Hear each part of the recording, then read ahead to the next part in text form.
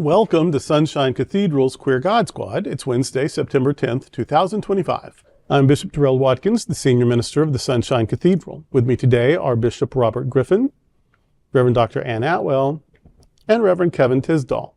We are the Queer God Squad. Visit sunshinecathedral.org to learn more about us.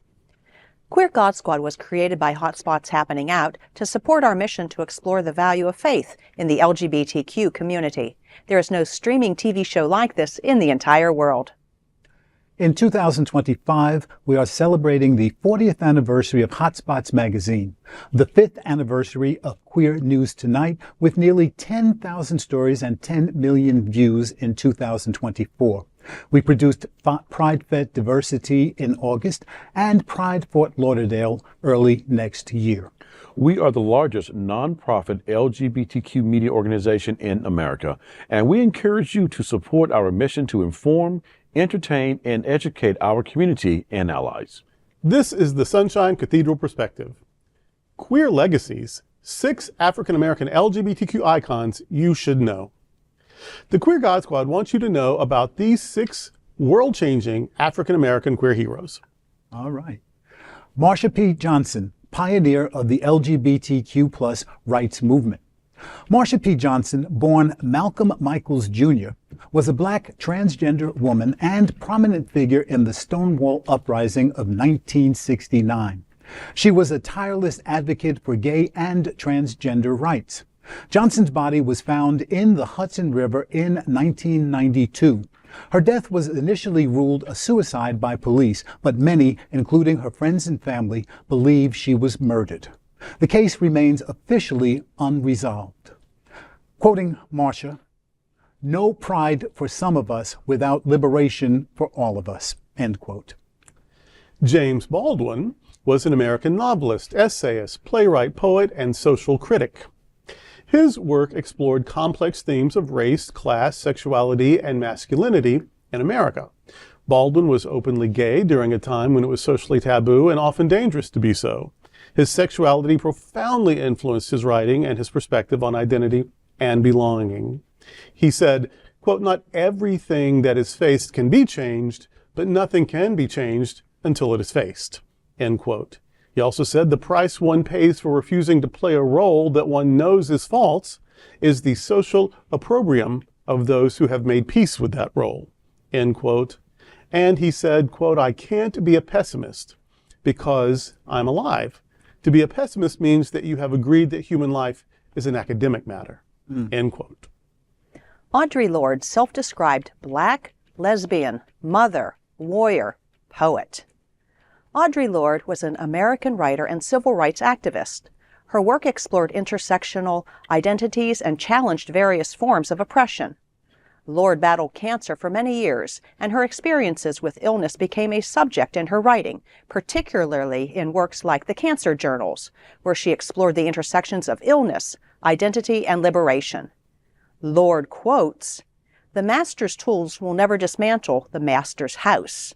And she quotes also, "It is not our differences that divide us. It is our inability to recognize, accept, and celebrate those differences," end quote. She also quoted, "Your silence will not protect you." And again, Lorde says, "Caring for myself is not self-indulgence. It is self-preservation, and that is an act of political warfare," end quote. Gender-bending Harlem Renaissance blues singer Gladys Bentley was an entertainer during the Harlem Renaissance. She was known for her powerful voice and flamboyant stage presence. Bentley often performed in a white tuxedo and top hat, openly defined gender norms of the era. She was known for her raunchy lyrics and openly sang about her attraction to women. Bentley openly lived with white women at a time where biracial relationships were highly taboo. Forced conformity during McCarthy era. During the McCarthy era's Lavender Scare, Bentley was pressured to conform to societal norms. She reportedly took female hormones, wore dresses, and married a man in an attempt to present a more conventional image, though it was later acknowledged as a facade. What many may not know is that Bentley became an ordained minister. Bentley quoted, "I sing my blues and I live my life, and I didn't care what anyone thought," end quote. Godfather of voguing. Willie Ninja was an American dancer and choreographer. He was a central figure in the Harlem ballroom scene. Ninja refined and popularized voguing dance style, which is characterized by model-like poses and intricate hand movements. His influence extended beyond the ballroom scene, appearing in music videos, documentaries, most notably Paris is Burning, and fashion shows. He founded the iconic House of Ninja, one of the most prominent houses in the ballroom community, providing a chosen family and creative outlet for many queer people of color. He died in 2006 at the age of 45. Quoting Ninja, "We don't need to fit in, we make our own space," end quote. And that was reflecting on the ethos of ballroom scene. He also said, voguing came from shade because it was a dance that two people did because they didn't like each other. Instead of fighting, you would dance it out on the dance floor, and whoever did the better moves was throwing the best shade, end quote. Barbara Jordan was the first African-American woman elected to the Texas Senate and the first Southern African-American woman elected to the U.S. House of Representatives.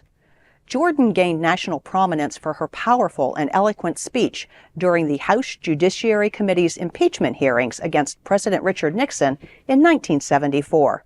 She was renowned for her exceptional public speaking skills, often delivering speeches that were both intellectually rigorous and emotionally resonant, such as her keynote address at the 1976 Democratic National Convention. While she did not publicly discuss her sexual orientation during her lifetime, it was known among her friends and colleagues that she was in a long-term committed relationship with her partner, Nancy Earl. And I'm quoting Barbara Jordan. "What the people want is very simple. They want an America as good as its promise," end quote. And again quoting Jordan, "We the people are the rightful masters of both Congress and the courts, not to overthrow the Constitution, but to overthrow the men who pervert the Constitution," end quote. You know, what I love about each one of these individuals is that I was alive while they were alive. Yeah.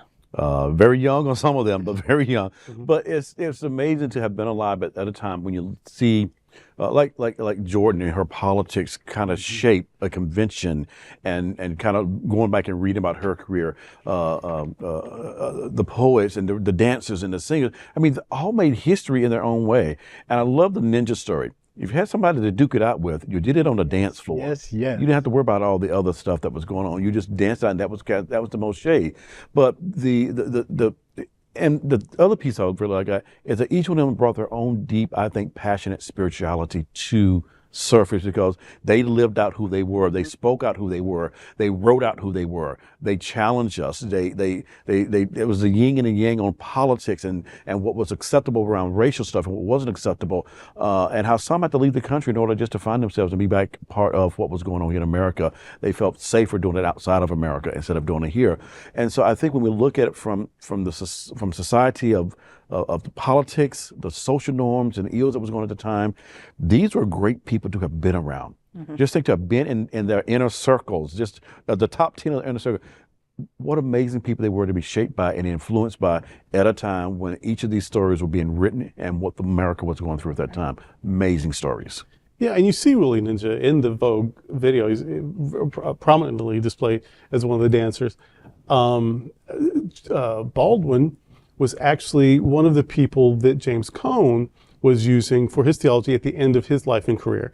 Even though he wasn't a theologian, Baldwin, but he was a poet, and a lot of times poets and playwrights actually wound up being theologians because they talk about things about ultimate meaning. In the religious world, we call that God, and so it's easy enough to adapt. And also, if I remember correctly, Baldwin had grown up in a Pentecostal home and even considered being a Pentecostal minister himself. But, he was gay. So that took care of that. Gladys Bentley, she was late in life. She became a minister. And I don't know why, just guess she wanted to. I don't remember her. She but I remember, I think everyone else on the list. I remember some of Baldwin's iconic television interviews, and so yeah, to be around for these, to know these people. When I lived in New York, I went to the Callum Lord Clinic. That's where I went. That's where I got my doctoring done. Was at the Callum, named of course for Audre Lorde. And so yeah, somehow some of these people touched my life specifically, and it's I think that's important that we remember the contributions of queer people to the queer community, to communities of color, to life in general, to the arts, to business, to athletics, to politics. I think it's important that we know our history and that we know our heroes and that we keep those stories alive. And this is the Queer God Squad. Why are we talking about this? Well, some of them, like Baldwin and Bentley, there is a place clearly in the religious setting, but also it is part of our theology to confront injustice, and which includes racism. It is part of our job to highlight queer people, the goodness of queer people, which another word for that is sacredness. And so, yeah, we don't have to always be quoting a Bible verse or singing a hymn to justify what we're talking about. These are important people to our community, and they made the world better. Well, what's that if not ministry? When I did my doctoral work at Boston University and was writing my doctoral thesis, I actually used quite a lot of Audre Lorde's work. And because there is such a spirituality in her writing and the way that she lived openly out, affirming, not really letting anyone tell her who she was or who she was going to be. And I think that a lot of people in faith communities could take a lesson from that, owning yourself, owning who you are, who you were created to be. Audre Lorde put that right out there.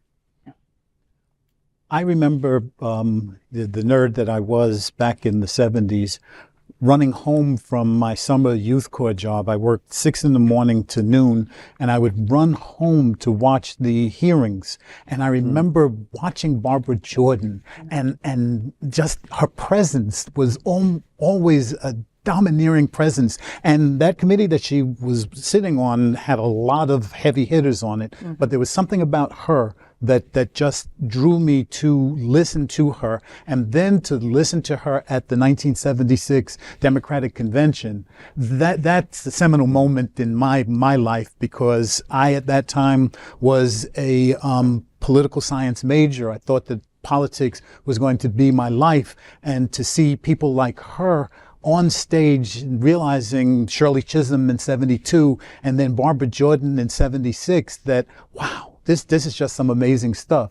And James Baldwin, I remember watching him on the Dick Cavett show, and he would eviscerate people who would come after him. So he was not a person to trifle with. And like everybody has said at the table, he was queer and he was proud of who he was. So that is another person that I was able to say, wow, there's a place for me on this planet. And I didn't realize that people knew that Barbara Jordan was, but I do remember that when she drowned in her pool, or when she died and fell in the pool, whichever order. But you know, she was paraplegic, and so she was found in her pool, and it was her housemate that found her, and her long-term housemate. That's what she lived with for a long time. And I remember people saying, you know, but I didn't realize that there was no need to guess. There were people who actually did know. And that was a big product of the time. She was from Texas, and even when she died, I think the sodomy laws were still in the book. I mean, so that she had to lead in Congress, in state legislature and then in Congress, had to sort of be semi-closeted or whatever. That is one more sin of our lineage, of our heritage. But just how much even more powerful would she have been if she could have just lived completely in her truth out loud. And so that's another sort of example of why we need to be out. In gratitude for the people who couldn't be, and who worked to get us to where we are. So she was. Let the words "open secret" never be part of Not about us anyway. That's true. Well, that's today with the Queer God Squad. Before we go, I want to invite you to check out Performing Arts Series. Yes, the season is upon us, Sunshine Cathedral Center for the Performing Arts has a great acts lineup for 2025 through 2026 season. Here is a taste of what is coming up. Golden Ghouls, Picture It, Halloween 2025 will be on our stage one night only, October 25th. Then on November 7th, we welcome back Miss Coco Peru in Fuck This Shit. If this show is like her other tours de force, there will be storytelling, laughs, singing, and a moral to tie up the evening. Or maybe this one is entirely different. You'll have to come to the show to know for sure. But you already know it's going to be one of the best nights of comedy and drag artistry you will have enjoyed all year. December 7th brings Matthew Darren's annual Holiday Fantasia, always amazing, and this year it will again be co-hosted by Varla Jean Merman. And in 2026, there are already some great shows lined up, such as Selections from Pearly, a musical based on the play Pearly Victorious by Ossie Davis on February the 7th. For more information about these shows and others, and to secure your tickets, go to sunshinecathedral.org/arts. Please like and share this episode on your social media and look for Sunshine Cathedral on Facebook or Instagram.